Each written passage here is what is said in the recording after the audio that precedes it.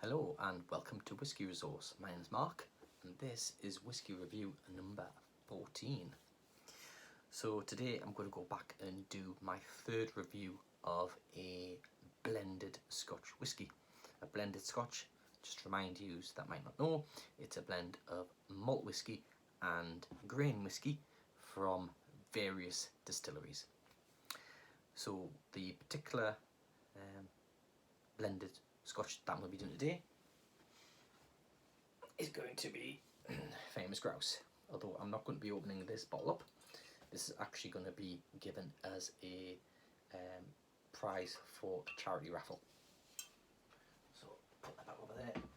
That's going to be handed over, as is there's other bottles going to be given to charity for a raffle. That's one of them. So I'm going to be opening up the bottle from this pack here. So this was on offer after Christmas in the clearances, so it was on a decent price, and I thought, you know what, why not give them a go. So we're dealing with the Famous Grouse. Also in this pack is the Famous Grouse Smoky Black. I've not had the Smoky Black yet, looking forward to it. And of course we've got the Jim Beam white label, which I'll be reviewing, and Teachers. So anybody that followed me when I first started up this channel would be aware that I actually did a review of Famous Grouse, the Teachers, and I can't remember what the third one was. Was it Bell's? Bell's Whiskey, back in the day. But I've since removed those videos, and we're going to be doing the re-review now that I've had a bit more experience with whiskey tasting. So the Famous Grouse started roughly about 1860 by the Grog family, Grog and Son.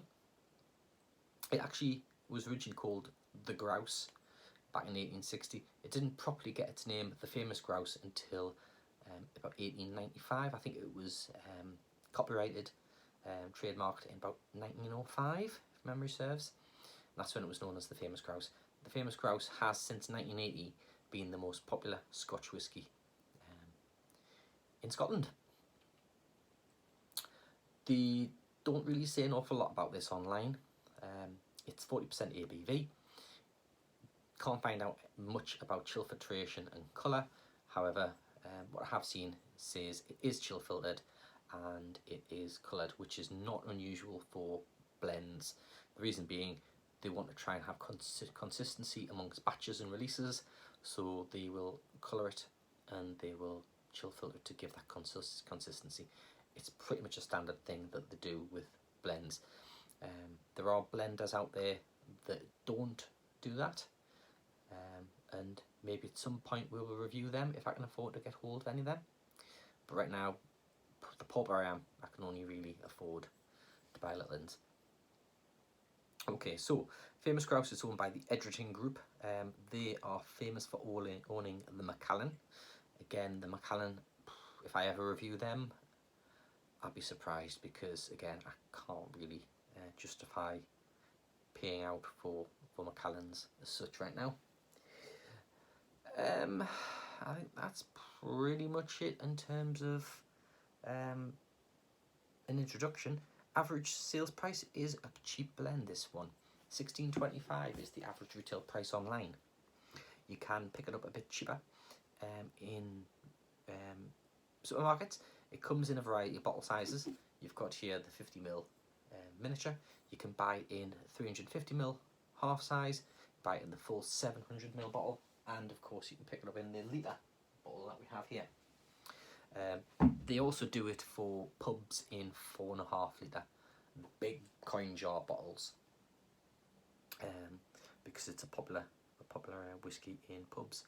The website do talk about mixing. They have on their website a recipe for doing a whiskey and ginger. So they're not shy about encouraging mixing.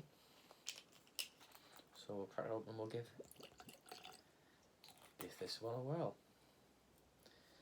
Say, not much in there. That's a quarter of the bottle. On the nose. You can tell the grain straight off. as a point of reference, if you've never had a grain whisky, I've did a review on Hague. Go and have a review on Hague, and buy a miniature of Hague and give it a try. Get a feel for what a grain whisky smells and tastes like. But you're getting the grain there on the nose. It's creamy. It's a muted fruit. I'm not really getting any spices. A heather, maybe a touch of heather.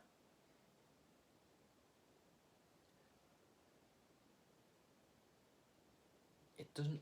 It's a nice nose. It just doesn't really reveal an awful lot,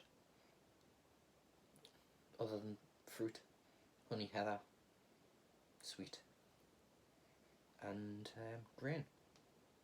So on the palate.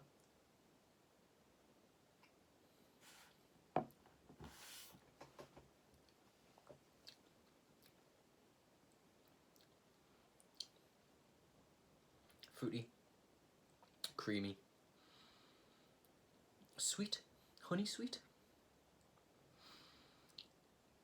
a tiny bit of spice. It's kind of a lemon.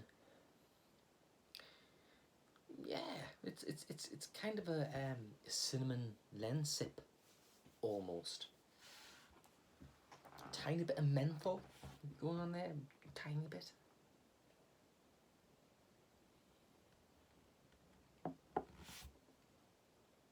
Syrupy.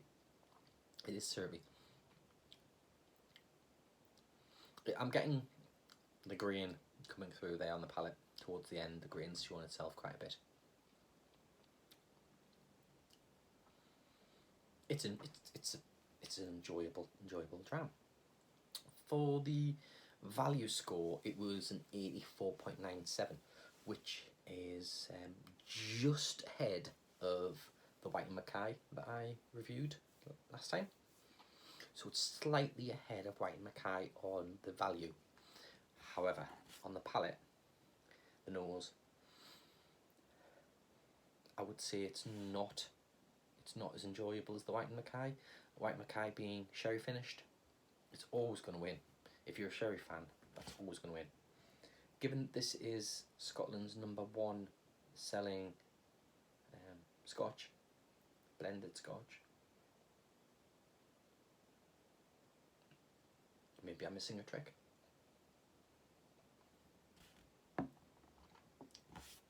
But you sell, or you see rather, Famous Grouse in pubs up and down the country. You don't really see White & Mackay. Can't say I've ever seen a White & Mackay in a pub. Maybe in Scotland they do. Overall, I'd say it's an 83. At best, an 83.